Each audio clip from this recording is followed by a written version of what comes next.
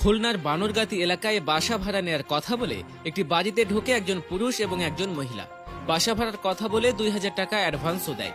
ভাড়াটে পরিচয় দেয়া নারীটি বাড়িওয়ালির সঙ্গে কুশল বিনিময় করে জড়িয়ে ধরে বেশ আন্তরিকতাও দেখায়। কিছুক্ষণ পরই জড়িয়ে ধরা সেই নারীকে হাতের ও গলার স্বর্ণের অলংকার খুলে দেন বাড়িওয়ালার স্ত্রী। পরে যখন বাড়িওয়ালির হুঁশ হয় ততক্ষণে অপরাধীরা পগার পান। ঢাকার তাহমিনা বেগমও কিছুদিন আগে এমন এক ঘটনার মুখোমুখি হন। বাজার থেকে বাড়িতে ফেরার সময় হঠাৎ তার পথ আগলে দাঁড়ান অপরিচিত এক নারী। সে নারী তার একদম কাছে এসে একটি ঠিকানা চেনেন কিনা জানতে চান। এরপরে সামনে আসে মহিলাটির সঙ্গে থাকা আরেক যুবক। সে জিজ্ঞেস করে তাহমিনার এলাকায় পরিচিত কোনো গরিব কিংবা এতিম কেউ আছে কিনা, তারা তাকে সাহায্য করতে চায়। ফুটপাতে দাঁড়ানো তাহমিনা জানায় এরকম একটা গরিব পরিবার তার বাড়ির কাছে আছে।